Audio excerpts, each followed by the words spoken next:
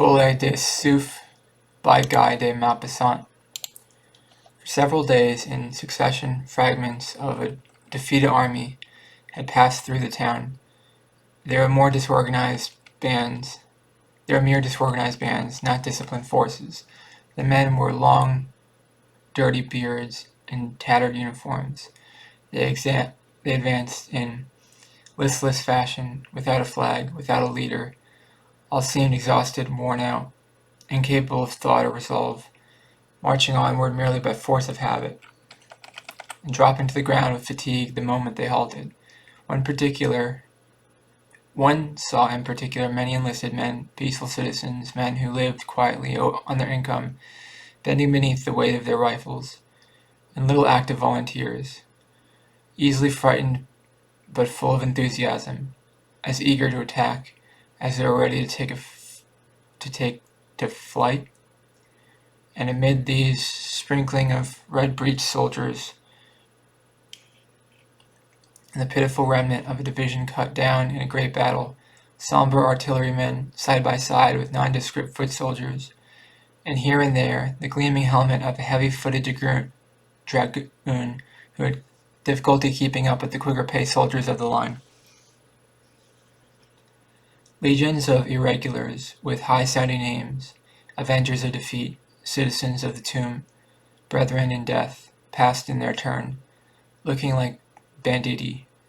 Their leaders, former drapers, or grain merchants, or tallow or soup chandlers, warriors by force or circumstances, officers by reason of their mustachios or their money, covered with weapons, flannel, and gold lace, spoke in an impressive manner, discussed plans of campaign, and behaved as though they alone bore the fortunes of dying France on their braggart shoulders, though in turn they frequently were afraid of their own men, scoundrels often brave beyond measure, the pillagers and debauchees.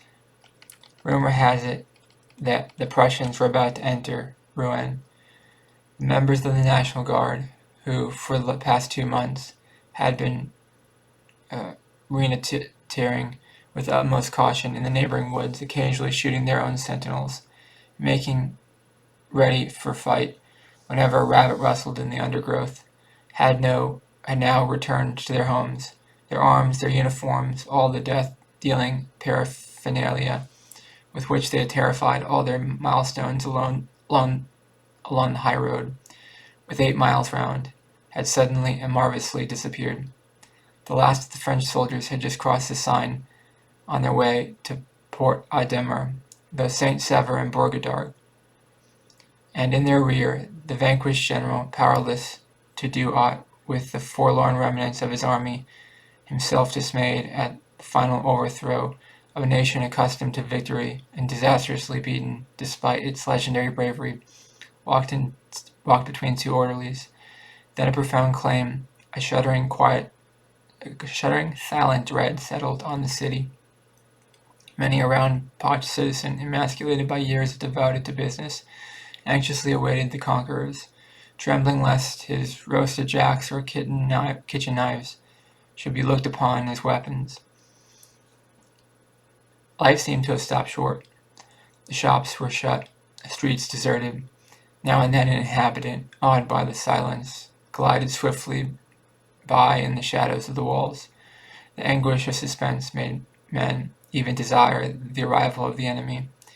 In the afternoon of the day bellowing the departure of the French troops, a number of Uhlans, coming no one knew whence, passed rapidly through the town. A little later on, a black mass descended St. Catherine's Hill, while 2 other invading bodies appeared respectively on the Donatel and the Buscalemi roads. The advance guards of the 3 corps arrived at precisely the same moment at the square of the Hôtel de Ville, and the German army poured through all the adjacent streets, its battalions making the pavement ring with their firm, measured tread. Orders shouted in unknown, guttural tongue rose to the windows of the seemingly deserted houses, while behind the closed shutters the fast-closed shutters, eager eyes peered forth at the victors, masters now of the city, its fortunes, and its lives, by right of war. The inhabitants of their darkened rooms were possessed by that terror which follows in the wake of cataclysms, of deadly upheavals of the earth, against which all human skill and strength are vain. For the same thing happens whenever the established order of things is upset, when security no longer exists, when all those rights usually protected by the law of man or of nature are at the mercy of unreasoning, savage force, earthquake crushing a whole nation under falling roofs, the flood let loose and engulfing in its swirling depths the corpses of drowned peasants, along with dead oxen and beams torn from shattered houses, or the army, covered with glory, murdering those who defend themselves, making prisoners of the rest, pillaging in the name of the sword, giving thanks to God, to the thunder of cannon. All these are appalling scourges, which destroy all belief in eternal justice, all that confidence we have been taught to feel in the protection of heaven and the reason of man.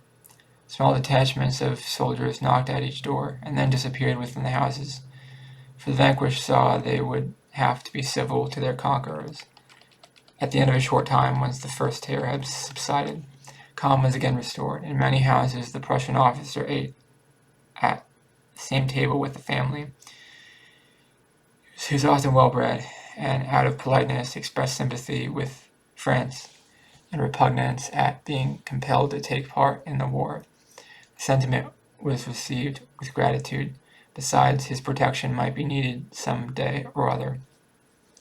By the exercise of tact, the number of men quartered in one's house might be reduced, and why should one provoke the hostility of a person on whom one's whole welfare depended? Such conduct would savor less of bravery than of foolhardiness, and foolhardiness is no longer failing of the citizens of Rouen, as it was in the days of the city renowned by its historic defenses. Last of all, final argument based on the national politeness, the folk of Rennes said to one another, it was only right to be civil to one's own house, provided there was no public exhibition of familiarity with the foreigner. Out of doors, therefore, citizen and soldier did not know each other, but in the house both chatted freely, and each evening the German remained a little longer, warming himself at the hospitable hearth. Even the town itself resumed by degrees its ordinary aspect. The French seldom walked abroad, but the streets swarmed with Prussian soldiers. Moreover, the officer of the Blue Hussars, who arrogantly dragged their instruments of death along the pavements, seemed to hold simple townsmen in but little more contempt than did the French cavalry officers who had drunk at the same cafes the year before. But there was something in the air, something strange and subtle and intolerable for an atmosphere like a penetrating odor, the odor of invasion. It permeated dwellings and places of public resort, changed the taste of food, made one imagine oneself in far distant lands amid dangerous barbaric tribes. The conquerors exacted money, much money. The inhabitants paid what was asked. They were rich, but the wealthier a Norman tradesman becomes, the more he suffers at having to part with anything that belongs to him, at having to see any portion of his substance pass into the hands of another. Nevertheless, within 6 or 7 miles of the town, along the course of the river as it flows onward to Cressette, Dippendale, and Bussart, boatmen and fishermen often hauled to the surface of the water the body of a German, bloated in his uniform, killed by a blow with a knife or club, his head crushed by a stone, or perchance pushed from some bridge into the stream below. The mud of the river bed swallowed up these obscure acts of vengeance, savage yet legitimate, these unrecorded deeds of bravery, these silent attacks, fraught with greater danger than battles fought in broad day, and surrounded moreover with no halo of romance, for hatred of the foreigner ever arms a few interpret souls, ready to die for an idea. At last, as the invaders, through subjecting the town to its strictest discipline, had not committed any of the deeds of horror with which they had been credited while on their triumphal march, the people grew bolder, and the necessities of business again animated the breasts of the local merchants. Some of these had important commercial interests in Havre, occupied at present by the French army, and wished to attempt to reach that port by overland route to Dieppe, taking the boat from there. Through the influence of the German officers whose acquaintance they had made, they obtained a permit to leave town from the general in command. A large four-horse coach having, therefore, been engaged for the journey, and 10 passengers having given in the names to the proprietor, they decided to start on a certain Tuesday morning before daybreak to avoid attracting a crowd. The crowd had been frozen hard for some time past, and about 3 o'clock on Monday afternoon, large black clouds from the north shed their burden of snow uninterruptedly all through that evening and night. At 4:30 in the morning, the travelers met in the courtyard of the Hotel de Normandie, where they were to take their seats in the coach. They were still half asleep and shivering with cold under their wraps. They could see one another but indistinctly in the darkness, and the mountain of heavy winter wraps in which each was swathed made them look like a gathering of obese priests in their long cassocks. The 2 men recognized each other. A third accosted them, and 3 began to talk. "I am bringing my wife," said one. "So am I." "And I too." The first speaker added, "We shall not return to Rouen, and if the Prussians approach Havre, we will cross to England." All 3, it turned out, had made the same plans, being of similar disposition and temperament. Still the horses were not harnessed. A small lantern carried by a stable boy emerged now and then from a dark doorway, to disappear immediately in another.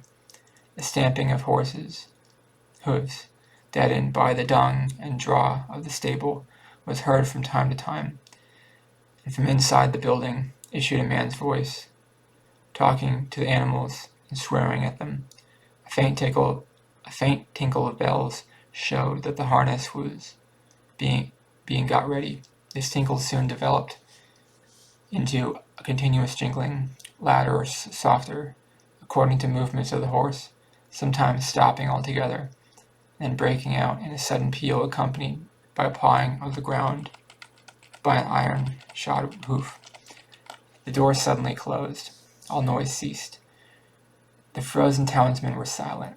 They remained motionless, stiff with cold. A thick curtain of glistening white flakes fell ceaselessly to the ground. It obliterated all outlines, enveloped all objects in an icy mantle of foam. Nothing was to be heard throughout the length and the breadth of the silent, winter-bound city, save the vague, nameless rustle of falling snow, a sensation rather than a sound, the gentle mingling of light atoms which seemed to fill all space, to cover the whole world. The man reappeared with his lantern, leading by a rope a melancholy-looking horse, evidently being led out against his inclination. The hostler placed him beside the pole, fastened the traces, and spent some time walking round him to make sure that the harness was all right, for he could use only one hand, and the other being engaged in holding the lantern. As he was about to fetch the second horse, he noticed the motionless group of travelers, already white with snow, and said to them, "Why don't you get inside the coach? You'd be under shelter at least." This didn't seem to have occurred to them, and they at once took his advice. 3 men seated their wives at the far end of the coach, and got in themselves. Lastly, the other vague, snow-shredded forms clambered to the remaining places without a word.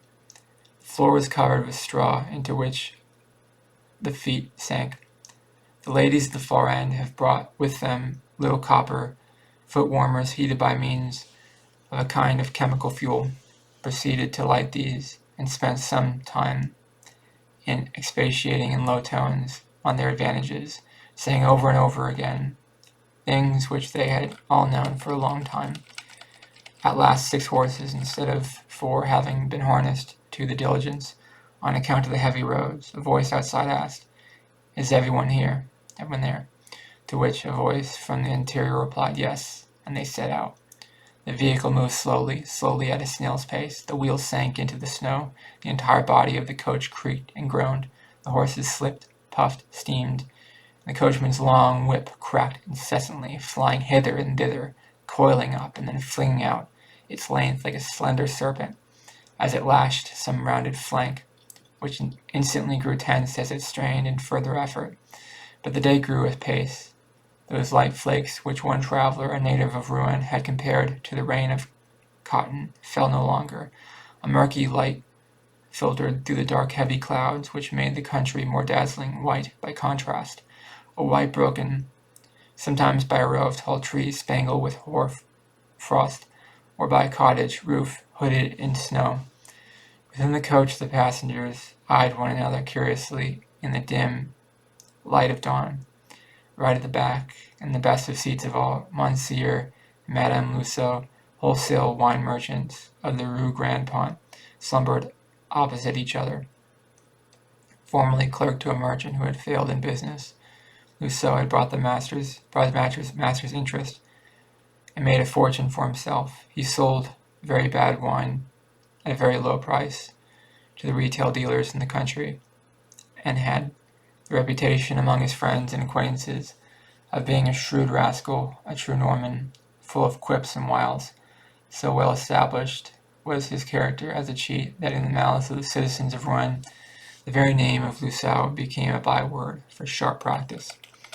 Above and beyond this, Loiseau was noted for his practical jokes of every description, his tricks good or ill-natured, and no one could mention his name without adding at once, "He's an extraordinary man, Loiseau."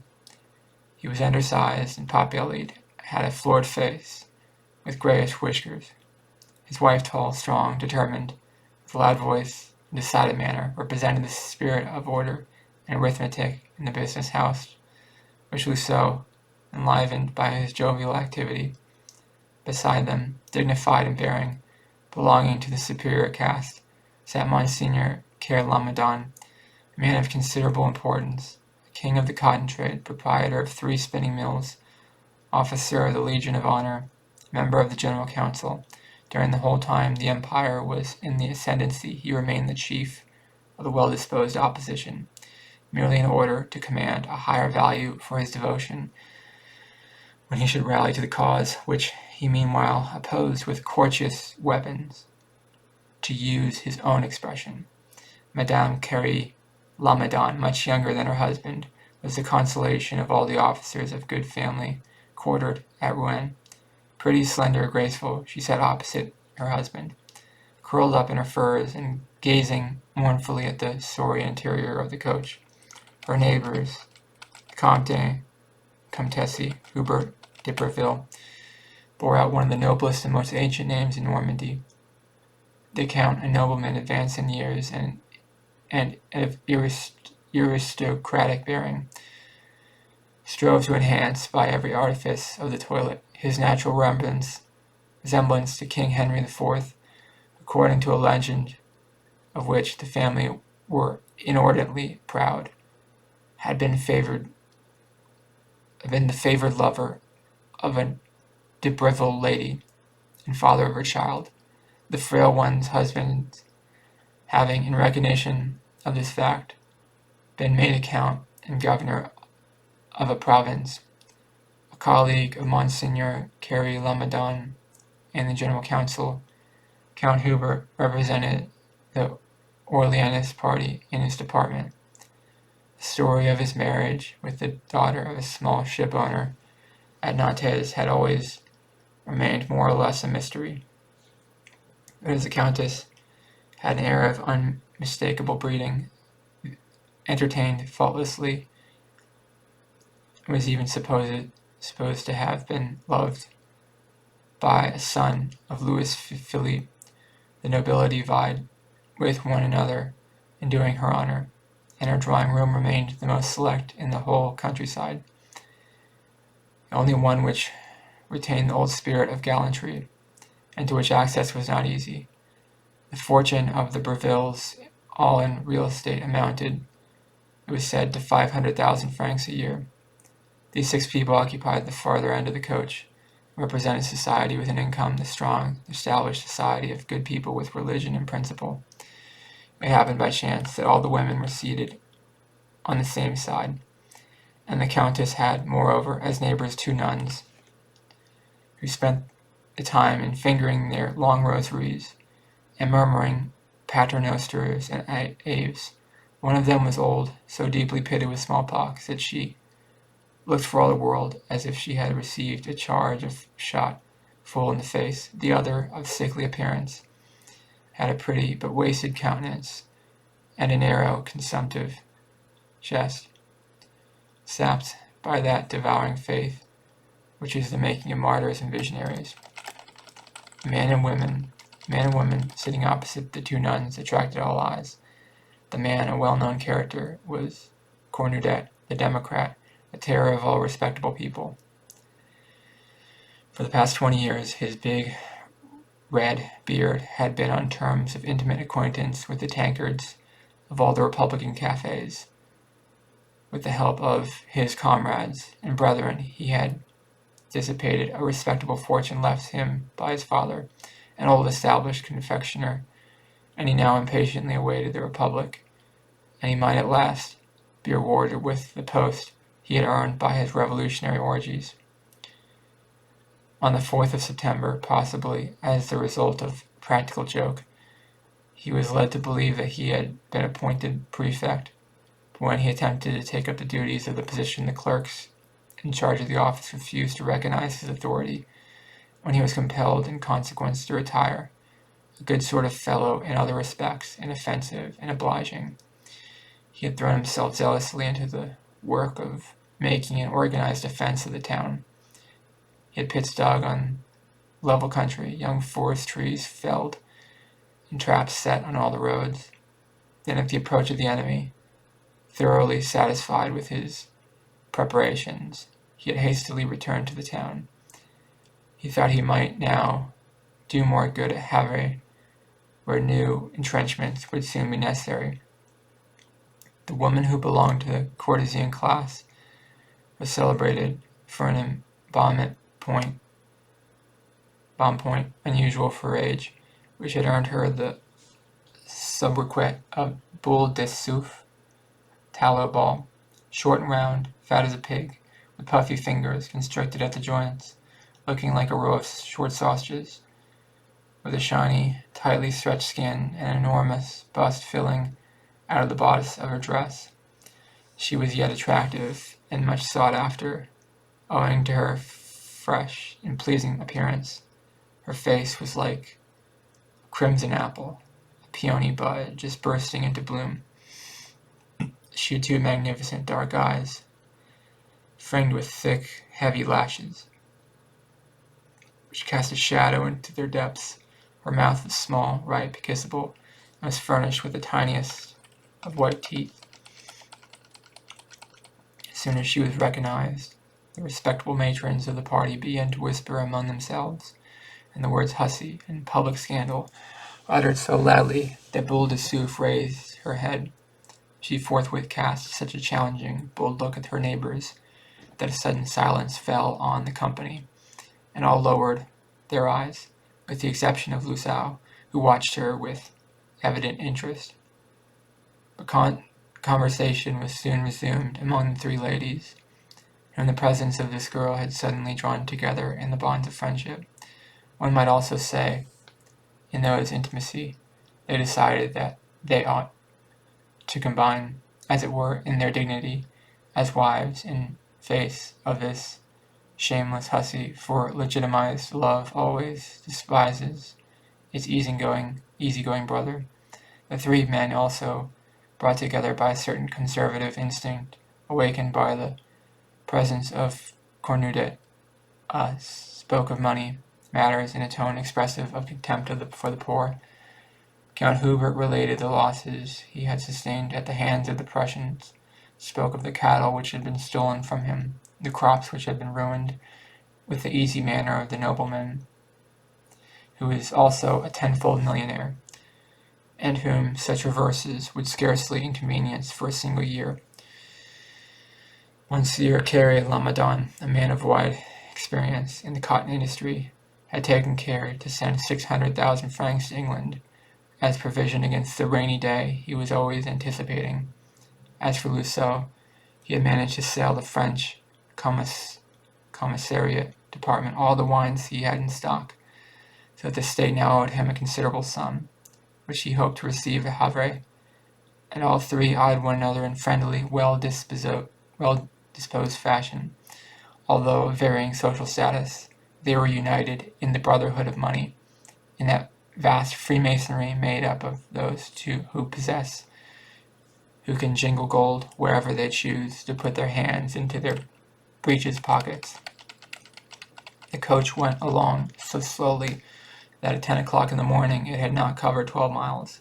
3 times the men of the party got out and climbed the hills on foot.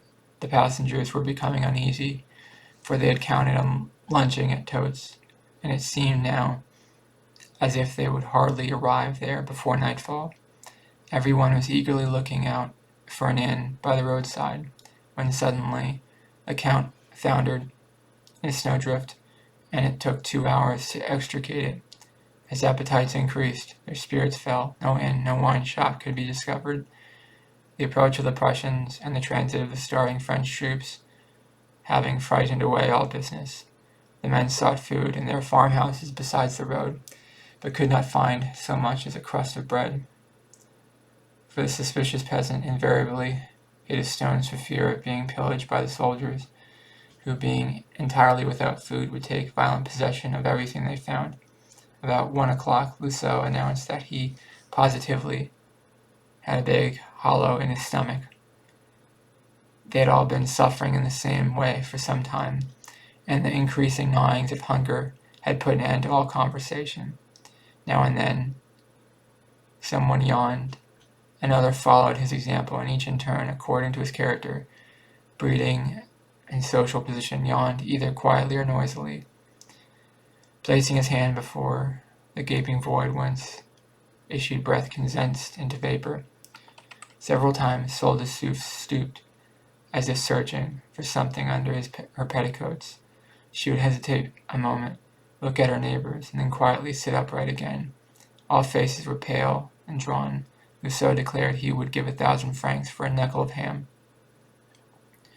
His wife made an involuntary and quickly checked gesture of protest. It always hurt her to hear of money being squandered, and she could not even understand jokes on such a subject. "As a matter of fact, I don't feel well," said the Count. "Why did I not think of bringing provisions?" Each one approached himself in similar fashion. Cornudet, however, had a bottle of rum, which he offered to his neighbors. They all coldly refused, except Loiseau, who took a sip, and returned the bottle with thanks, saying, "That's good stuff. It warms one up, and cheats the appetite." The alcohol put him in good humor, and he proposed they should do as the sailors did in the song, eat the fattest of the passengers. This indirect allusion to Boule de Suif shocked the respectable members of the party. No one replied, only Cornudet smiled. The 2 good sisters had ceased to mumble their rosary, and with hands enfolded to their wide sleeves, sat motionless, their eyes steadfastly cast down, doubtless offering up, as a sacrifice to heaven, the suffering it had sent them. At last, at 3 o'clock, as they were in the midst of an apparently limitless plain, with not a single village in sight, Boule de Suif stooped quickly, and drew from underneath the seat a large basket covered with a white napkin. From this she extracted first of all a small earthenware plate and a silver drinking cup, then an enormous dish containing 2 whole chickens cut into joints and embedded in jelly. The basket was seen to contain other good things, pies, fruit, dainties of all sorts, provisions, in fine, for a 3 days' journey, rendering their owner independent of wayward inns. The necks of 4 bottles protruded among them, She took a chicken wing and began to eat it daintily, together with one of those rolls called in Normandy regents. All looks were directed towards her. An odor of food filled the air, causing nostrils to dilate, mouths to water, and jaws to contract painfully. The scorn of the ladies for this disreputable female grew positively ferocious. They would have liked to kill her or throw her and her drinking cup, her basket, and her provisions out of the coach into the snow on the road below. But Lucio's gaze was fixed greedily on the dish of chicken. He said, well, this lady had more forethought than the rest of us. Some people think of everything. She looked up at him. Would you like some, sir? It's hard to go on with fasting all day. He bowed. Upon my soul, I can't refuse. I cannot hold out another minute. All is fair in wartime. Is it not, madame? Casting a glance on those around, he added, at times like this, it is pleasant to meet with obliging people. He spread a newspaper over his knees to avoid soiling his trousers, and with a pocket knife he always carried, helped himself to a chicken leg coated with jelly, which he thereupon proceeded to devour. Then Boule de Suif, in low, humble tones, invited the nuns to partake in her repast. They both accepted the offer unhesitatingly, and after a few stammered words of thanks, began to eat quickly, without raising their eyes. Neither did Cornudet refuse this neighbor's offer, and in combination with the nuns, a sort of table was formed by opening out the newspaper over the 4 pairs of knees.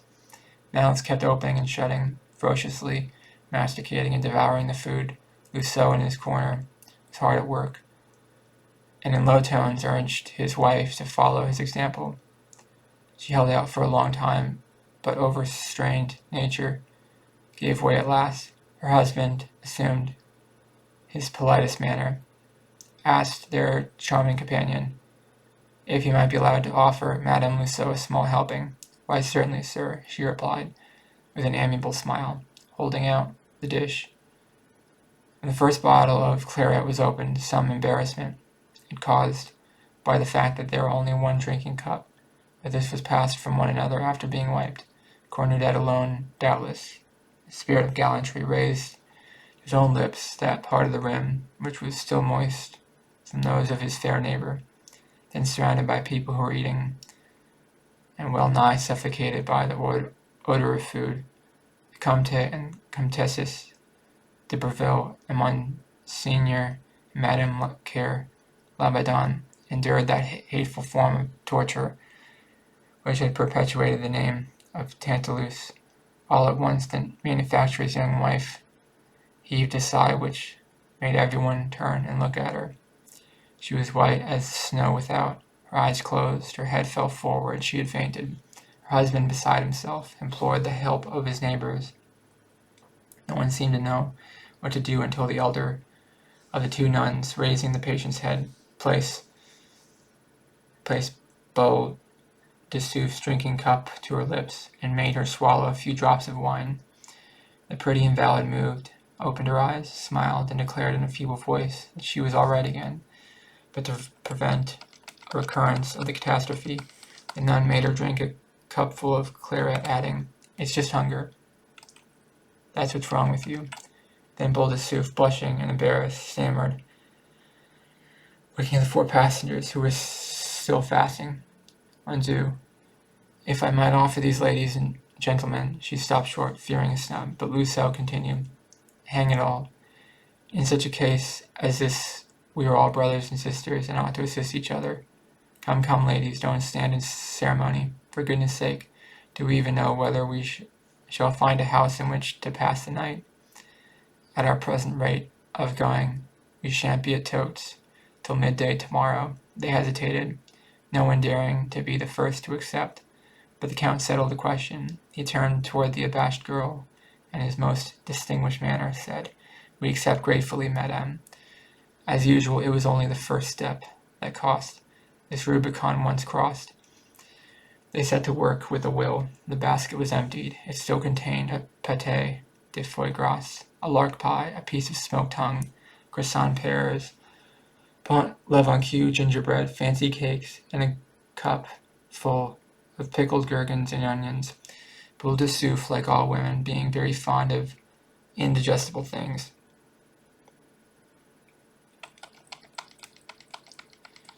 They could not eat this girl's provisions without speaking to her, so they began to talk stiffly at first, and then, as she seemed by no means forward with greater freedom, Mesdames de Breville and Carrie Lamadon, who were accomplished women in the world, were gracious and tactful. The Countess especially displayed that amiable condescension characteristic of great ladies, whom no contact with baser mortals can sully, and was absolutely charming. But the sturdy Madame Loiseau, who had the soul of a gendarme, continued morose, speaking little and eating much. Conversation naturally turned on the war. Terrible stories were told about the Prussians, deeds of bravery were recounted of the French, and all these people who were fleeing themselves were ready to pay homage to the courage of their compatriots. Personal experiences soon followed, and Boule de Suif relayed with great emotion, with that warmth of language not uncommon of women of her class and temperament, how it came about that she had left Rouen.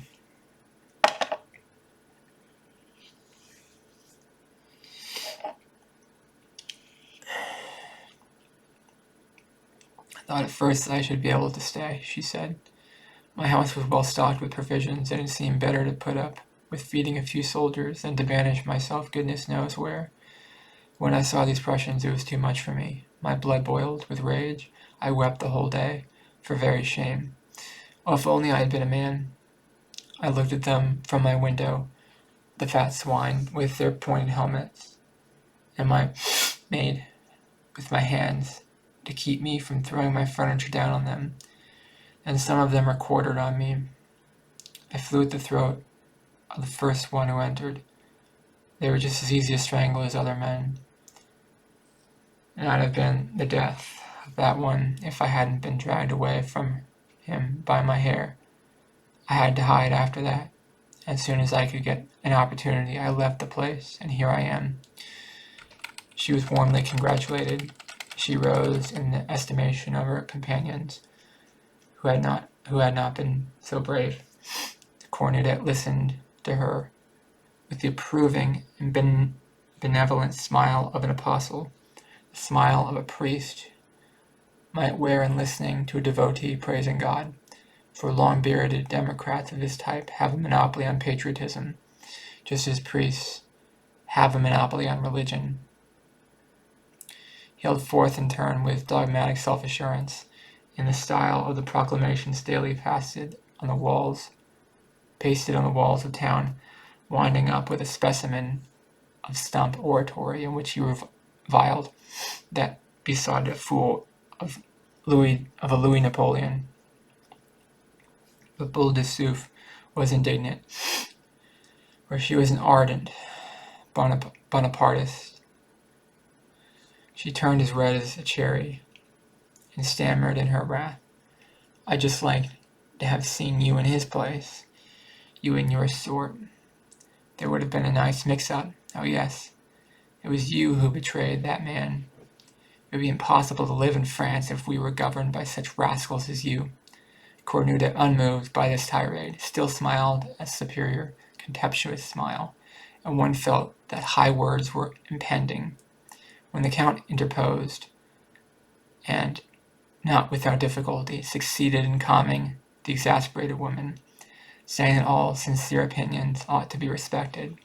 But the Countess and the manufacturer's wife, imbued with the unreasoning hatred of the upper classes for the Republic, an instinct, moreover, with the affection felt by all women for the pomp and circumstance of despotic government, were drawn, in spite of themselves, towards this dignified young woman, whose opinions coincided so closely with their own. The basket was empty. The 10 people had finished its contents without difficulty, amid general regret that it did not hold more. Conversation went on a little longer, though it flagged somewhat after the passengers had finished eating. Night fell. The darkness grew deeper and deeper. The cold made Boule de Suif shiver. in spite of her plumpness, so Madame de Breville offered her foot warmer, the fuel of which had been several times renewed since the morning, and she accepted the offer at once, for her feet were icy cold. Mesdames carried Lamedon, and Luceau gave theirs to the nuns. The driver lighted his lanterns.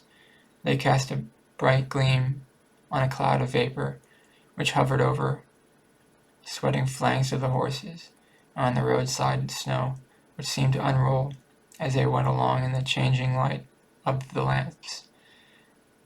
All was now indistinguishable in the coach, but suddenly a movement occurred in the corner occupied by Boule de Suif, and Cornet and Luceau, peering into the gloom, fancied he saw the big, bearded Democrat move hastily to one side, as if he had received a well-directioned, though noiseless, blow in the dark.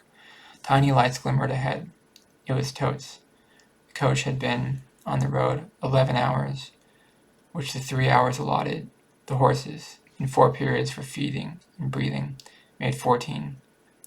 It entered the town and stopped before Hotel du Commerce. The coach door opened. A well-known noise made all the travelers start. It was the clanging of a scabbard on the pavement. Then a voice called out something in German.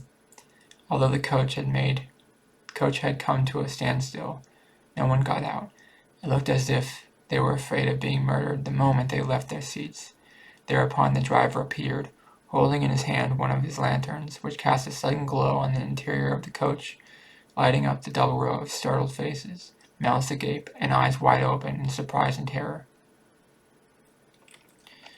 Beside the driver stood the full light of a German officer, a tall young man, fair and slender, tightly encased in his uniform like a woman in her corset, his flat shiny cap tilted to one side of his head, making him look like an English hotel runner. His exaggerated mustache, long and straight and tapering to a point at either end of single blonde hair that could hardly be seen, seemed to weigh down the corners of his mouth and give a droop to his lips. In Elastian French, he requested the travelers to alight, saying stiffly, "Kindly get down, ladies and gentlemen." The 2 nuns were the first to obey, manifesting the docility of holy women accustomed to submission on every occasion. Next appeared the Count and Countess, followed by the manufacturer and his wife, after whom came Luceau, pushing his larger and better half before him. "Good day, sir," he said to the officer, as he put his foot on the ground, acting on impulse born of prudence rather than of politeness. The other, insolent like all in authority, merely stared without replying. Boule de Suif and Cornudet, through near the door, were the last to alight, grave and dignified before the enemy. The stout girl tried to control herself and appear calm. The Democrat stroked his long russet beard, and with a somewhat trembling hand, both strove to maintain their dignity, knowing well that at such a time each individual is always looked upon as more or less typical of his nation, and also resenting the complacent attitude of their companions. Boule de Suif tried to wear a bolder front than her neighbors, the virtuous women, while he, feeling that it was incumbent on them to set a good example, kept up the attitude of the resistance which had first assumed when he undertook to mine the high roads round Rouen. They entered the spacious kitchen of the inn, and the German had demanded the passports signed by the general in command, on which were mentioned the name, description, and profession of each traveler, inspected them all minutely, comparing them or appearance with their written particulars. Then he said briskly, "All right," and turned on his heel. They breathed freely. All were still hungry, so supper was ordered.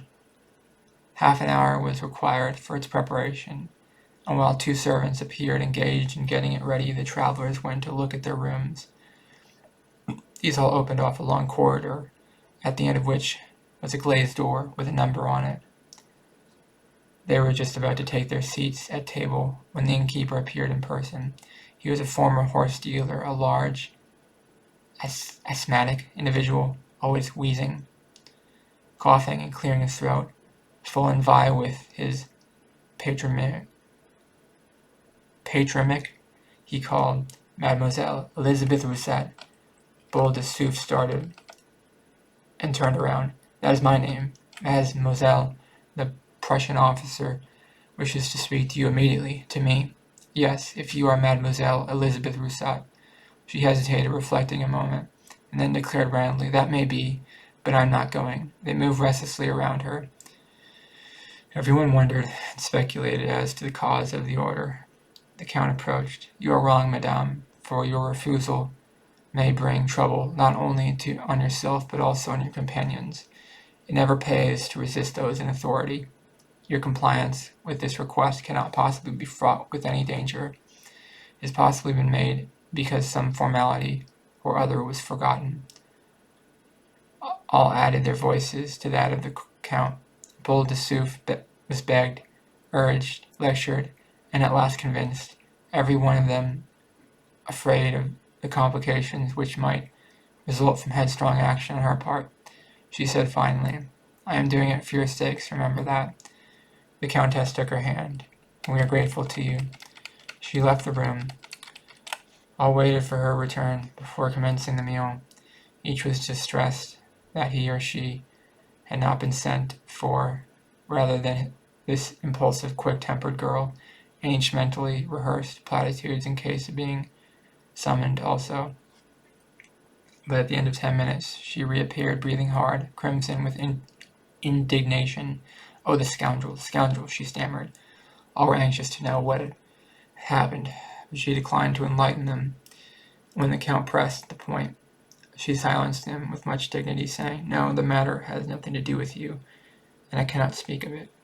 Then they took their places round a high soup tureen, from which issued an odor of cabbage. In spite of this coincidence, the supper was cheerful. The cider was good. The Lousseaus and the nuns drank it from motives of economy. The others ordered wine. Cornet demanded beer. He had his own fashion of uncorking the bottle and making the beer foam, gazing at it as if he inclined his glass and then raised it to a position between the lamp and his eye, that might judge its color. When he drank, his great beard, which matched the color of his favorite beverage, seemed to tremble with affection. His eyes positively squinted in the endeavor not to lose sight of the beloved glass. He looked for all the world as if it were fulfilling the only function for which he was born. He seemed to have established in his mind an affinity between the two great passions of his life, pale ale and revolution, and assuredly he could not taste the one without dreaming of the other. Monseigneur and Madame Follenvie dined at the end of the table. The man, wheezing like a broken-down locomotive, was too short-winded to talk when he was eating, but the wife was not silent a moment. She told how the Prussians had impressed her on their arrival, what they did, what they said, execrating them in the first place because they cost her money, and in the second because she had 2 sons in the army. She addressed herself principally to the Countess, flattered at the opportunity of talking to a lady of quality, and she lowered her voice and began to broach delicate subjects. Her husband interrupted her from time to time, saying, "You would do well to hold your tongue, Madame Follenvie."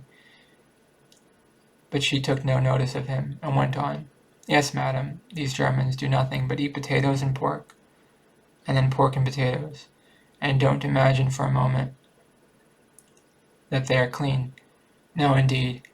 And if only you saw them drilling for hours, indeed for days, together they all collect in a field, then they do nothing but march backward and forward, and wheel this way and that.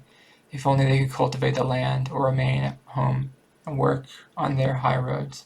Really, madam, these soldiers are of no earthly use. Poor people have to feed and keep them, only in order that they may learn how to kill. True, I am only an old woman with no education, but when I see them wearing themselves out, marching about from morning till night, I say to myself, when there are people who make discoveries that are of use to people, why should others take so much trouble to do harm? Really now, isn't it a terrible thing to kill people, whether they are Prussians or English or Poles or French? If we revenge ourselves on anyone who injured us, we do wrong, and are punished for it. But when our sons are shot down like partridges, that's all right, and decorations are given to the man who kills the most. No, indeed. I shall never be able to understand it. Cornudet raised his voice. War is a barbarous proceeding when we attack a peaceful neighbor, but it is sacred duty when undertaken in defense of one's country. The old woman looked down. Yes, it's another matter when one acts in self-defense. But would it not be better to kill all the kings, seeing they make war just to amuse themselves? Cornudet's eyes kindled. Bravo, citizens, he said. Monsieur Thierry Lamadan was reflecting profoundly. Although an ardent admirer of great generals, the peasant woman's sturdy common sense made him reflect on the wealth which might accrue to a country by the employment of so many idle hands, now maintained at a great expense, of so much unproductive force, and they were employed in those great industrial enterprises which it will take centuries to complete. But Rousseau, leaving the seat, went over to the innkeeper and began chatting in a low voice. The big man chuckled, coughed, and sputtered. His enormous carcass shook with merriment at the pleasantries of the other, and he ended by buying 6 casks of claret from Rousseau to be delivered in spring, after the departure of the Prussians. The moment supper was over, everyone went to bed, worn out with fatigue, but Rousseau had been making his observations on the sly, sent his wife to bed, and amused himself by placing first his ear, then his eye, to the bedroom keyhole in order to discover what he called the mysteries of the corridor. At the end of about an hour, he heard a rustling, peeped out quickly, and caught sight of Boule de Suif, looking more rotund than ever in a dressing gown of blue cashmere trimmed with white lace.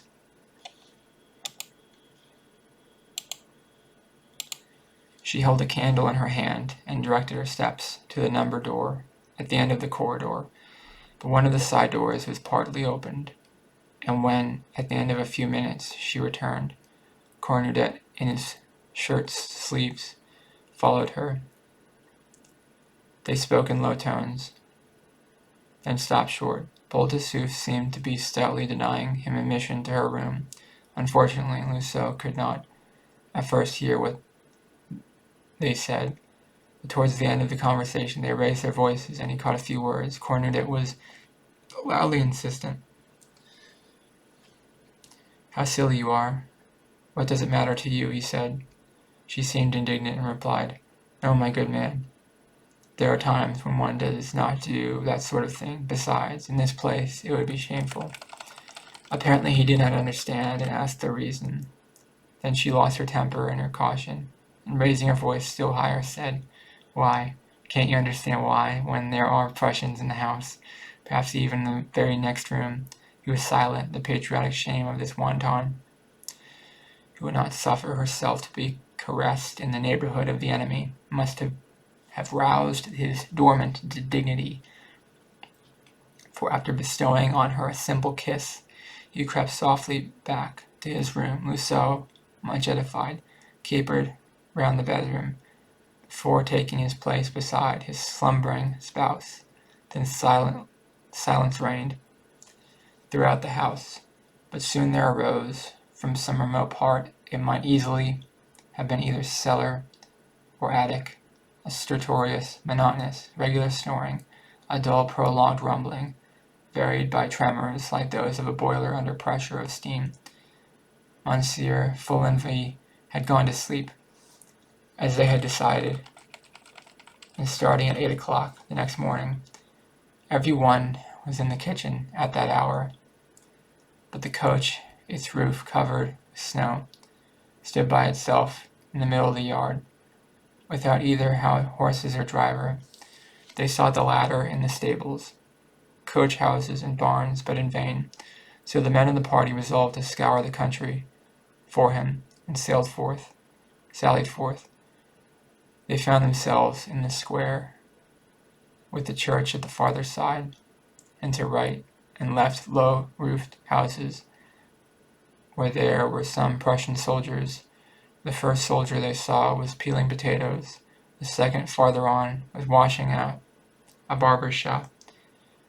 Another, bearded to the eyes, was fondling a crying infant and dangling it on his knees to quiet it. And the stout peasant woman, whose menfolk were for the most part at the war, were by means of signs telling their obedient conquerors that work they were to do: chop wood, prepare soup, grind coffee. One of them even was doing the washing for his hostess, an infirm old grandmother. The Count, astonished at what he saw, questioned the beadle who was coming out of the presbytery. The old man answered, "Oh, those men are not at all a bad sort. They are not Prussians, I am told. They come from somewhere farther off. I don't exactly know where. They have all left wives and children behind them. They are not fond of war either, and you may be sure, I am sure, they are mounting for the men where they come from, just as we do here, and the war causes them just as much unhappiness as it does us. As a matter of fact, these things are not so very bad here just now, just because soldiers do no harm and work just as if they were in their own homes. You see, sir, poor folk always help one another. It is the great ones of this world who make war." Cornudet, indignant at the friendly understanding established between the conquerors and the conquered, withdrew, preferring to shut himself up in the inn. "They were re-peopling the country," jested Luceau. "They are undoing the harm they have done," said Monsieur Carré Lamadon gravely. But they could not find the coach-driver. At last he was discovered in the village café, fraternizing cordially with the officer's orderly. "We're not told to harness the horses at 8 o'clock, demanded the Count. "Oh yes, but I've had different orders since." "What orders?" "Not to harness at all." "Who gave you such orders?" "Why, the Prussian officer." "But why?" "I don't know, go and ask him. I am forbidden to harness the horses, so I don't harness them, that's all." "Did he tell you so himself?" "No, sir, the innkeeper gave me the order from him." "When?" "Last evening, just as I were going to bed." The three men returned in a very uneasy frame of mind. They asked for Monsieur's Follenvie, but the servant replied that on account of his asthma, he never got up before 10 o'clock. They were strictly forbidden to rouse him earlier, except in case of fire. They wished to see the officer, but that also was impossible, although he lodged in the inn. Monsieur Follenvie alone was authorized to interview him on civil matters, so they waited. The women returned to their rooms and occupied themselves with trivial matters. Cornudet settled down beside a tall kitchen fireplace before a blazing fire. He had a small table and a jug of beer placed beside him, and he smoked up his pipe, a pipe which enjoyed, among Democrats, a consideration almost equal to his own, as though it had served his country in serving Cornudet. It was a fine meerschaum, admirably colored to a black, the shade of his owner's teeth, but sweet smiling, gracefully curved. At home in his master's hand, and completing his physiognomy, and Cornudet sat motionless, his eyes fixed now on the dancing flames, now on the froth which crowned his beer, and after even draught he passed his long, thin fingers with an air of satisfaction through his long, greasy hair, and he sucked the foam from his mustache. Luceau, under pressure of stretching his legs, went out to see if he could sell wine to the country dealers. The Count and the manufacturer began to talk politics. They forecast the future of France. One believed in the Orleans dynasty, the other in an unknown savior, a hero who should rise up in the last extremity, a Du Guesclin, perhaps a Joan of Arc, or another Napoleon the First. Ah, if only the Prince Imperial were not so young. Cornudet listened to them, smiled like a man who holds the keys of destiny in his hands. His pipe perfumed the whole kitchen. As the clock struck 10, Monsieur Follenvie appeared. He was immediately surrounded and questioned, but could only repeat 3 or 4 times in succession, and without variation, the words. The officer said to me, just like this, Monsieur Follenvie, you will forbid them to harness up the coach for those travelers tomorrow. They are not to start without an order from me. You hear, that is sufficient. Then they asked to see the officer. The Count sent him his card, on which Monsieur Carré Lamadon also inscribed his name and titles. The Prussian sent word that the 2 men would be admitted to see them after his luncheon.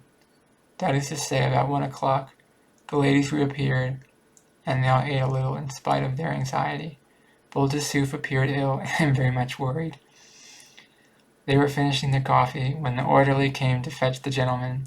Loiseau joined the other 2, but when they tried to get Cornudet to accompany them, by way of adding greater solemnity to the occasion, he declared proudly he would never have anything to do with the Germans, and resuming his seat in the chimney corner, he called for another jug of beer. The 3 men went upstairs and were ushered into the best room in the inn, where the officer received them, lolling at his ease in an armchair, his feet on the mantelpiece, smoking a long porcelain pipe, and enveloped in a gorgeous dress gown, doubtless stolen from the deserted dwelling of some citizen destitute of chaste in dress. He neither rose, greeted them, nor even glanced in their direction. He afforded a fine example of that insolence of bearing which seems natural to the victorious soldier. After the lapse of a few moments, he said in his halting French, "What do you want?" "We wish to start on our journey," said the Count. "No. May I ask the reason for your refusal?" "Because I don't choose. I would respectfully call your attention, monsieur, to the fact that your general in command gave us a permit to proceed to Dieppe, and I do not think we have done anything to deserve this harshness at your hands. I don't choose, that's all. You may go." They bowed and retired. The afternoon was wretched. They could not understand the caprice of this German, and the strangest ideas came into their heads. They had all congregated in the kitchen and talked the subject to death, imagining all kinds of unlikely things.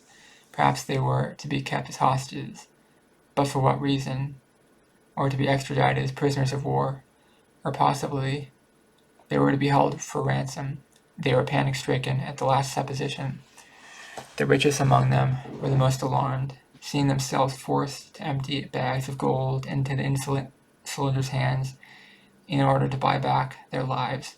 They racked their brains for plausible lies, whereby they might conceal the fact that they were rich and pass themselves off as poor, very poor. Loiseau took off his watch chain and put it in his pocket. The approach of night increased their apprehension. The lamp was lighted. As it wanted yet 2 hours to dinner, Madame Loiseau proposed a game of Trent and Un. It would distract their thoughts. The rest agreed, and Cornudet himself joined the party, first putting out his pipe for politeness' sake. The Count shuffled the cards dealt, and Boule de Suif had 31 to start with. Soon the interest of the game assuaged the anxiety of the players, but Cornet noticed that Loiseau and his wife were in the league to cheat. They were about to sit down to dinner when Monsieur Follenvie appeared, and in his grating voice announced, "The Prussian officer sends to ask Mademoiselle Elisabeth Rousset if she has changed her mind yet."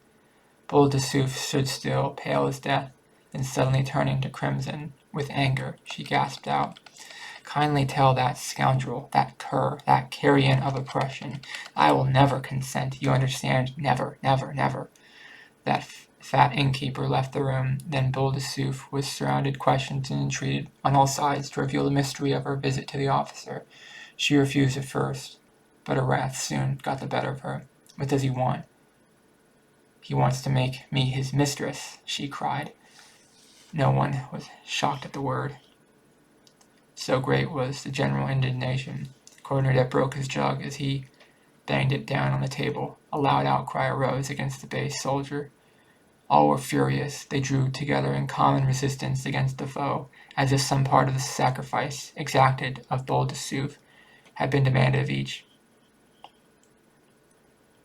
The Count declared, with supreme disgust, that those people behaved like ancient barbarians.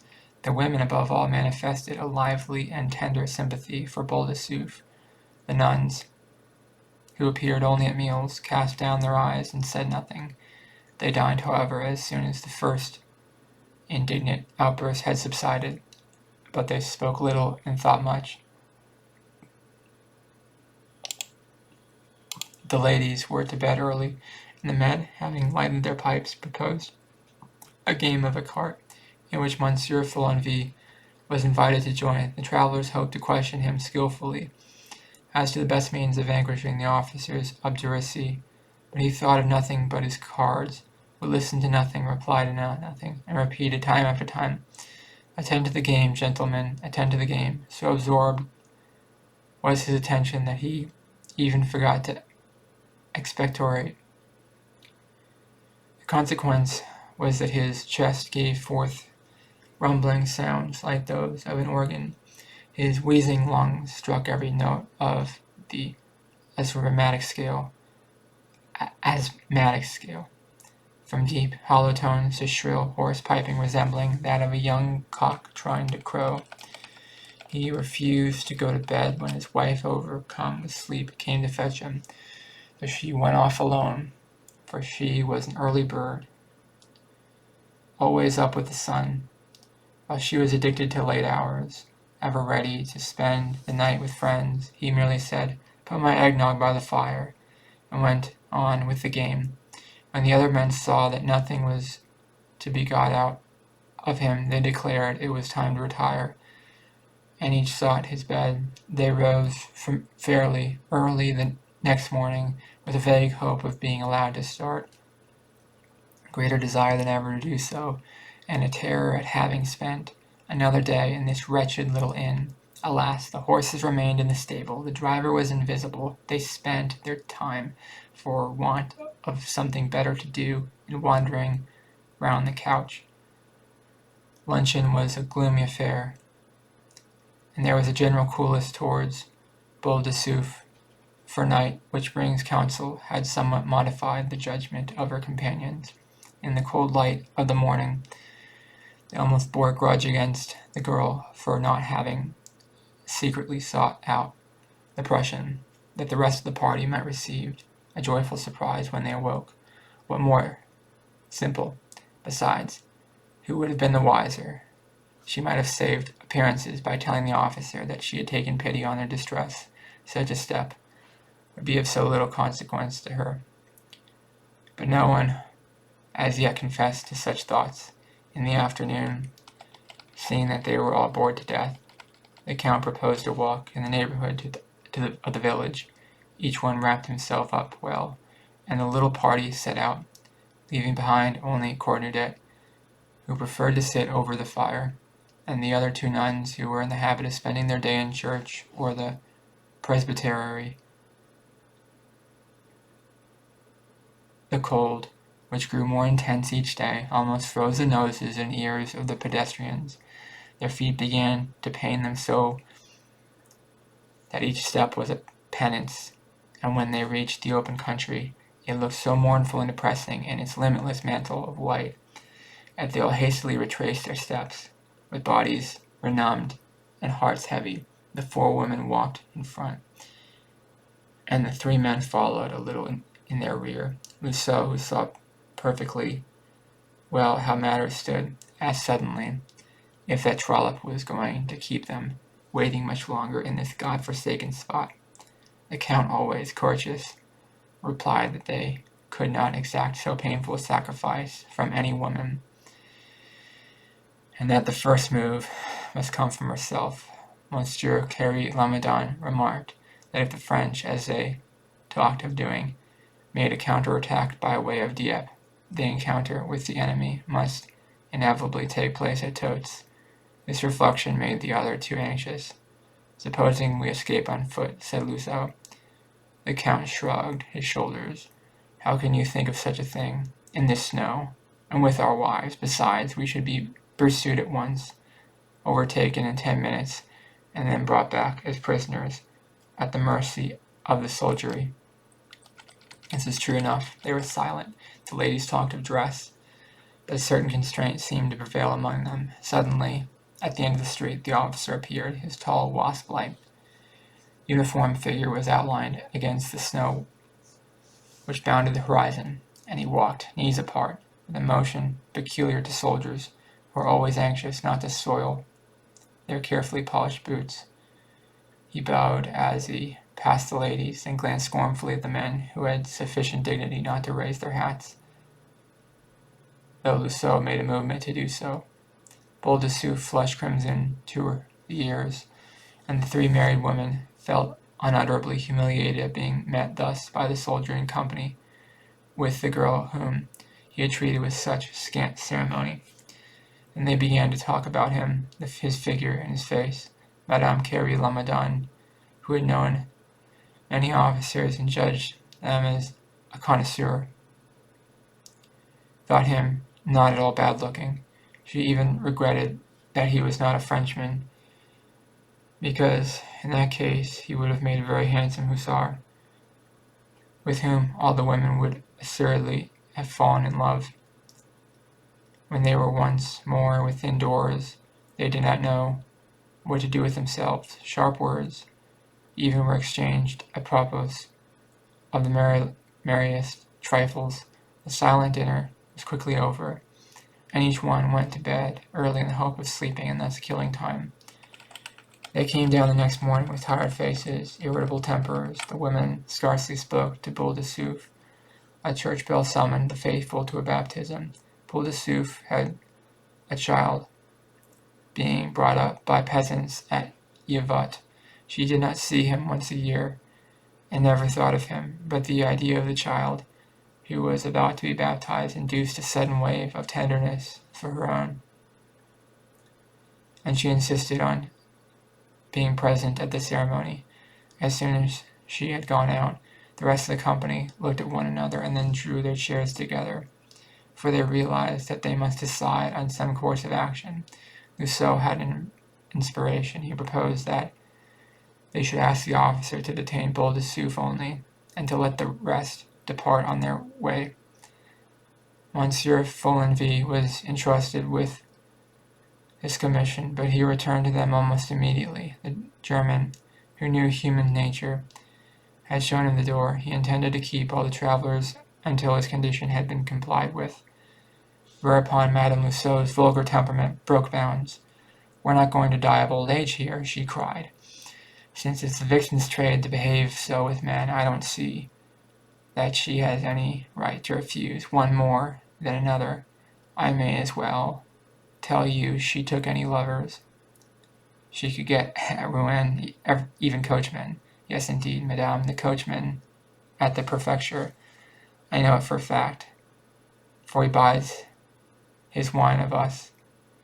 And now that is a question of getting us out of a difficulty. She puts on virtuous airs, the drab. For my part, I think the officer has behaved very well. Why, there were 3 others of us, any one of whom he would undoubtedly have preferred, but no, he contents himself with the girl who is common property. He respects married women. Just think, he is master here. He had only to say, 'I wish it,' and he might have taken us by force, with the help of his soldiers." The 2 other women shuddered. The eyes of the pretty Madame Carrie Lamadon glistened, and she grew pale, as if the officer were indeed in the act of laying violent hands on her. The men who had been discussing the subject among themselves drew near.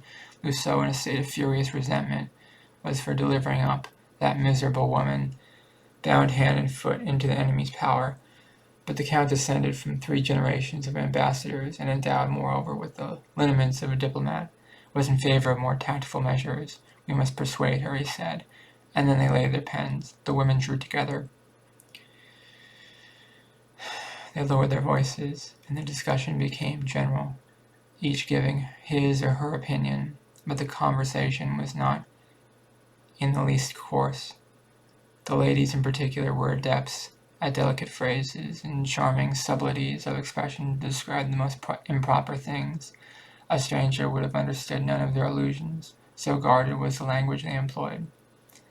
But seeing that the thin veneer of modesty with which every woman of the world is furnished goes but a little way below the surface, they began rather to enjoy this edifying episode, and at bottom were hugely delighted, feeling themselves in their element, furthering the schemes of lawless love with the gusto of a gourmand cook who prepares supper for another.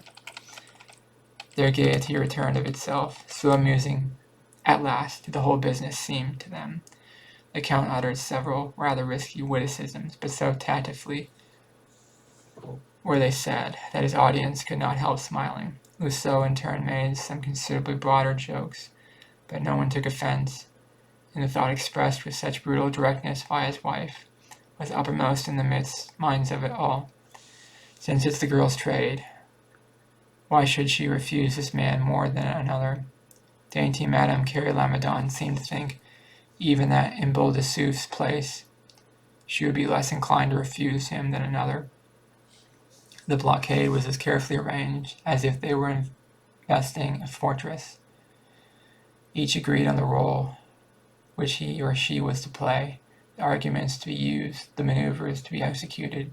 They decided on the plan of the campaign, the stratagems they were to employ, and the surprise attacks which were to reduce this human citadel and force it to receive the enemy within its walls. But Corneille remained apart from the rest, taking no share in the plot. So absorbed was the attention of all that Boule de Suif entrance was almost unnoticed. But the Count whispered a gentle hush, which made the others look up. She was there. They suddenly stopped talking, and vague embarrassment prevented them from a few moments from addressing her. But the Countess, more practiced than the others in the wiles of the drawing-room, asked her, was the baptism interesting? The girl, still under the stress of emotion, told that she had seen and heard, described the faces, the attitudes of those present, and even the appearance of the church. She concluded with the words, "It does one good to pray sometimes." Until lunchtime the ladies contented themselves with being pleasant to her, so as to increase her confidence and make her amiable to their advice. As soon as they took their seats at table, the attack began. First they opened a vague conversation on the subject of self-sacrifice. Ancient examples were quoted, Judith and Holofernes, and then, irrationally enough, Lucrece and Sextus, Cleopatra and the hostile generals with whom she reduced to abject slavery by a surrender of her charms. Next was recounted an extraordinary story, born of the imagination of these ignorant millionaires, which told how the matrons of Rome seduced Hannibal, his lieutenants, and all his mercenaries at Capua. They held up to admiration all those women who from time to time have arrested the victorious progress of conquerors, made their bodies a field of battle, a means of ruling, a weapon, who had vanquished, by their heroic caresses, hideous or detested beings, and sacrificed their chastity to vengeance and devotion. All was said due to restraint and regard for propriety, the effect heightened now and then by an outburst of forced enthusiasm calculated to excite emulation. A listener would have thought at last that the one rule of woman on earth was a perpetual sacrifice of her person, a continual abandonment of herself to the caprices of hostile soldiery. The two nuns seemed to hear nothing, and to be lost in thought. Boule de Suif was also silent. During the whole afternoon she was left to her reflections, but instead of calling her Madame, as they had done hitherto, her companions addressed her simply as Mademoiselle, without exactly knowing why, but as if desirous of making her descend a step in the esteem she had won, and forcing her to realize her degraded position. Just as soup was served, Monsieur Follenvie reappeared, repeating his phrase of the evening before. The Prussian officer sentenced to ask if Mademoiselle Elizabeth Rousset has changed her mind. Boule de Suif answered briefly, No, monsieur. But at dinner the coalition weakened. Lucille made 3 unfortunate remarks. Each was cudgeling his brains for further examples of self-sacrifice. Could find none. And the Countess, possibly without ulterior motive, and moved simply by a vague desire to do homage to religion, began to question the elder of the 2 nuns on the most striking facts in the lives of the saints. Now it fell out that many of these had committed acts which would be crimes in our eyes, but the Church readily pardoned such deeds when they are accomplished for the glory of God or the good of mankind. This was a powerful argument, and the Countess made the most of it. And whether by reason of tacit understanding, a thinly veiled act of complacence, such as those who wear the ecclesiastical habit excel in, or whether merely as a result of sheer stupidity, a stupidity admirably adapted to further designs, the old nun rendered formidable aid to the conspirator. They had thought her timid, she proved herself bold. Her conscience, no scruples. She looked on Abraham's sacrifice as natural enough. For she herself would not have hesitated to kill both father and mother if she had received a divine order to that effect, and nothing, not our opinion, could displease our Lord, provided the motive were praiseworthy. The Countess, putting to good use the consecrated authority of her expected ally, led her on to make a lengthy edifying paraphrase of that axiom enunciated by a certain school of moralists: the end justifies the means. Then, sister, she asked, you think God accepts all methods and pardons the act when the motive is pure? Undoubtedly, madame. The action reprehensible in itself, often derives merit from the thought which inspires it. And in this wise they talked on, fathoming the wishes of God, predicting his judgments, describing him as interested in matters which assuredly concern him but little. All was said with utmost care and discretion, but every word uttered by the holy woman in her nun's garb weakened the indignant resistance of the courtier. Then the conversation drifted somewhat, and the nun began to talk of the convents of her order, of her superior, of herself, and her fragile little neighbor, Sister Saint Nicephore. They had been sent for the Havre to nurse the hundreds of soldiers which were in hospitals stricken from smallpox. She described these wretched invalids and their malady, and while they themselves were detained on their way by the caprices of the Prussian officers, scores of Frenchmen might be dying, whom they would otherwise have saved. For the nursing of soldiers was the old nun's specialty. She had been in Crimea, in Italy, in Austria, and as she told the story of her campaigns, she revealed herself as one of those holy sisters of the fife and drum who seemed designed by nature to follow camps, to snatch the wounded from amid the strife of battle, and to quell with a word, more effectually than any general, the rough and insubordinate troopers. A masterful woman, her seamed and pitted face, itself an image of the devastations of war. No one spoke when she had finished for fear of spoiling the excellent effect of her words. As soon as the meal was over, the travelers retired to their rooms, whence they emerged the following day at a late hour of the morning. Luncheon passed off quietly. The seed sown the preceding evening was being given time to germinate and bring forth fruit. In the afternoon, the Countess proposed a walk. Then the Count, as had been arranged beforehand, took Boule de Suif's arm and walked with her at some distance behind the rest. He began talking to her in that familiar, paternal, slightly contemptuous tone which men of his class adopt in speaking to women like her, calling her "my dear child," and talking down to her from the height of his exalted position, his exalted social position, and stainless reputation. He came straight to the point. So you prefer to leave us here, exposed like yourself to all the violence which would follow on a repulse of the Prussian troops, rather than consent to surrender yourself, as you have done so many times in your life? The girl did not reply. He tried kindness, argument, sentiment. he still bore himself as Count, even while adopting, when desirable, an attitude of gallantry, and making pretty, nay, even tender speeches.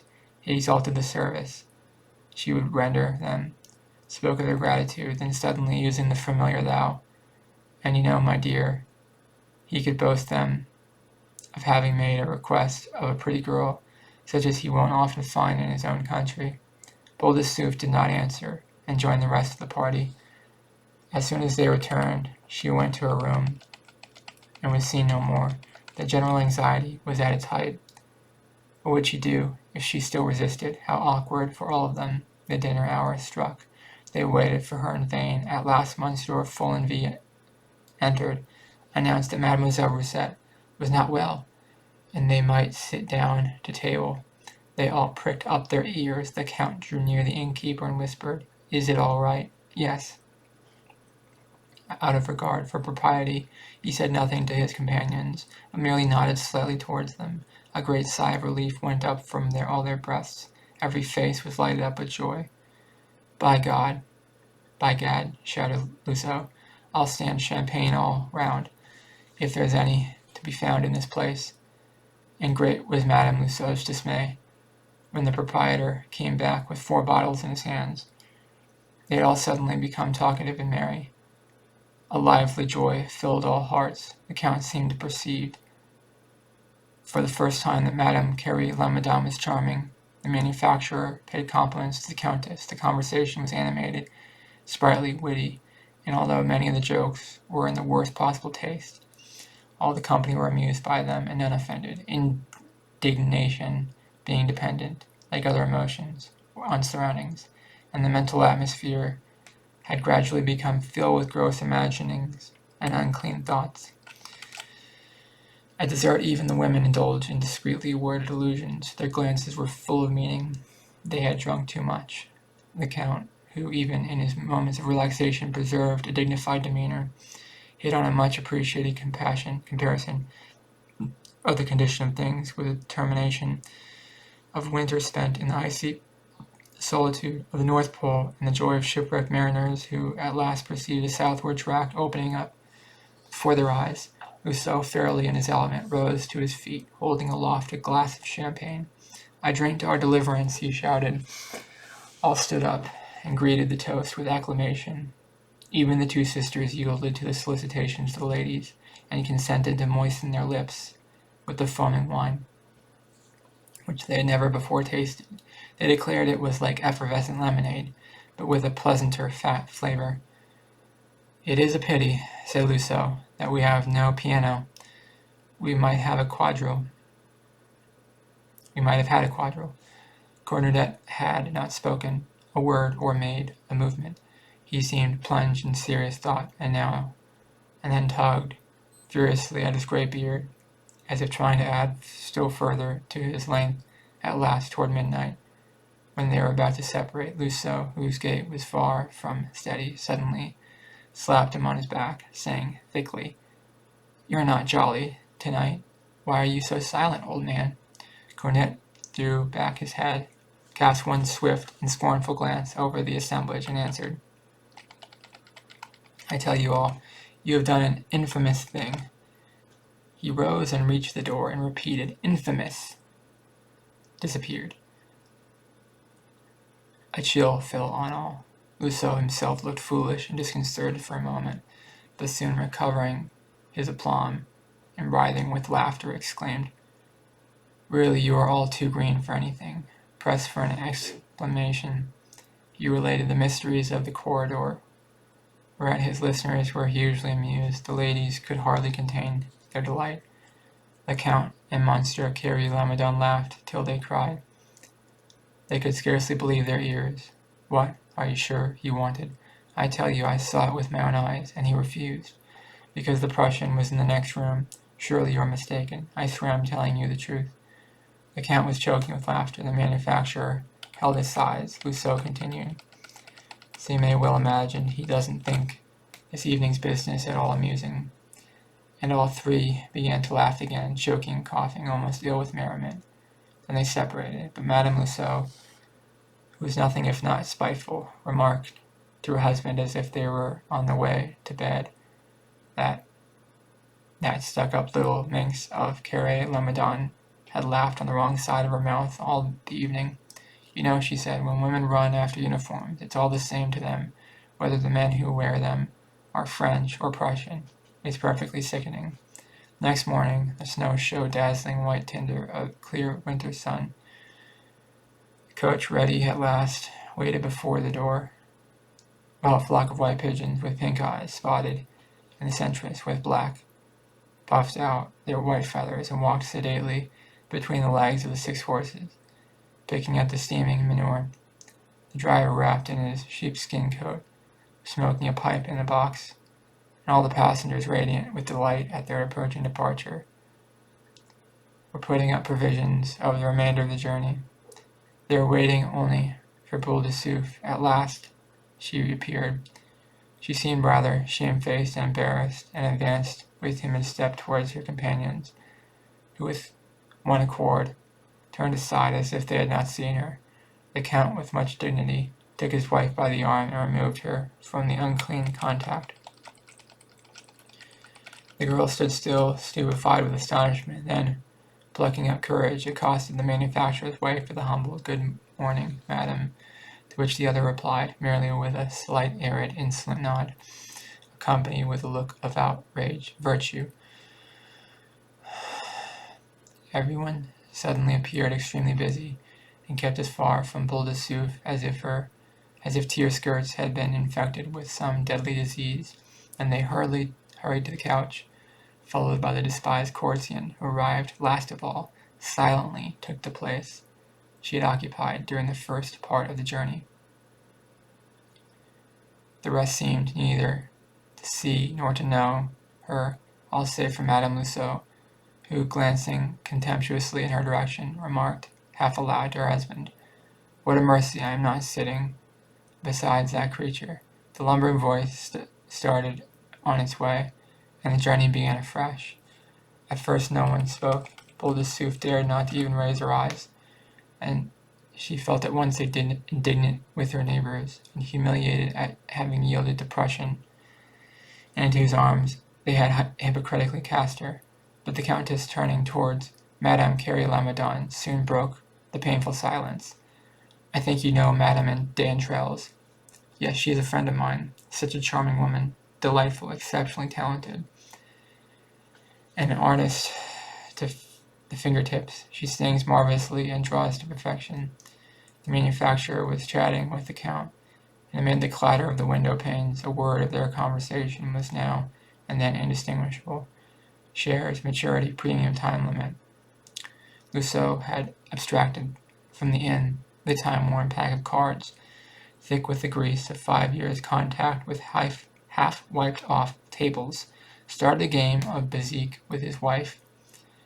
The good sisters, taking up simultaneously the long rosaries hanging from their waists, made the sign of the cross and began to mutter in unison interminable prayers, their lips moving ever more and more swiftly, as if they sought which should outdistance the other of the race of unisons. From time to time they kissed a medal, and crossed themselves anew, then resumed their rapid and unintelligible murmur. The cornet sat still, lost in thought. At the end of 3 hours Loiseau gathered up the cards, and remarked that he was hungry. His wife thereupon produced a parcel tied with string, from which she extracted a piece of cold veal. This she cut into neat, thin slices, and both began to eat.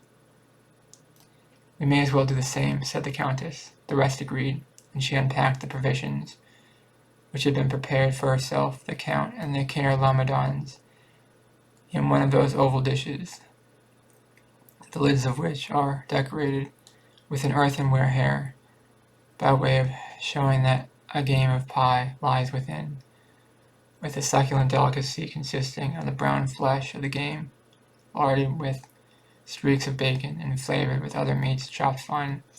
A solid wedge of Gruyere cheese, which had been wrapped in the newspaper, bore the imprint "Items of News" on its rich, oily surface.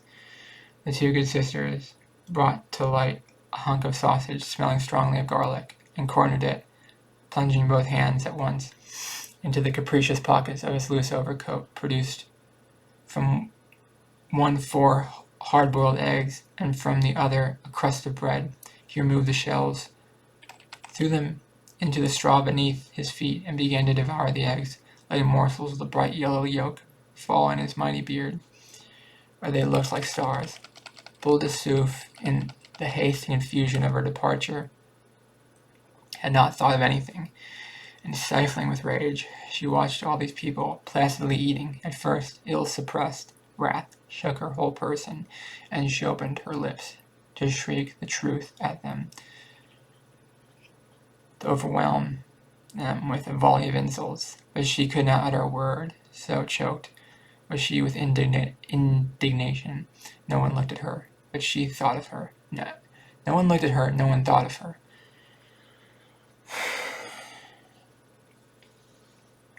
She felt herself swallowed up in the scorn of these virtuous creatures, who had first sacrificed, then rejected her as a thing of useless and unclean. Then she remembered her big basket full of good things they had so greedily devoured, the 2 chickens coated in jelly, the pies, the pears, the 4 bottles of claret, and her fury broke forth like a cord that is overstrained, and she was on the verge of tears. Then she made terrible efforts at self-control, drew herself up, swallowed the sobs which choked her, but the tears rose, nevertheless, shone at the brink of her eyelids, and soon 2 heavy drops coursed slowly down her cheeks. Others followed more quickly, like water filtering from a rock, and fell one after another on her rounded bosom. She sat upright with fixed expression, her face pale and rigid, hoping desperately that no one saw her give way. But the Countess noticed that she was weeping, and with a sign drew her husband's attention to the fact. He shrugged his shoulders as if to say, "Well, what of it? It's not my fault." Madame Loiseau chuckled triumphantly and muttered, "She's weeping for shame." The 2 nuns had betaken themselves once more to the prayers, first wrapping the remainder of the sausage in paper. Then Cornudet, who was digesting his egg, stretched his long legs under the opposite seat, threw himself back, folded his arms, smiled like a man who had just thought of a good joke, and began to whistle the Marseillaise. The faces of his neighbors clouded. The popular air evidently did not find favor with them. They grew nervous and irritable, and seemed ready to howl as if a dog at the sound of a barrel organ. Cornudet saw the discomfort he was creating and whistled the louder. Sometimes he even hummed the words, "Amour secret de la patrie, conduit soutien, nous bras vengeurs, liberté, liberté, chérie, combats avec tes defenseurs." The coach progressed more swiftly, the snow being harder now, and all the way to Dieppe, during the long dreary hours of the journey, first in the gathering dusk, then in the thick darkness, raising his voice above the rumbling of the vehicle, Cornudet continued with a fierce obstinacy his vengeful and monotonous whistling, forcing his weary and exasperated hearers to follow the song from end to end, to recall every word of every line, as each was repeated over and over again with untiring persistency. And Boule de Suif still wept, and sometimes a sob she could not restrain was heard in the darkness between the 2 verses of the song. And that's the end of Boule de Suif by Guy de Maupassant.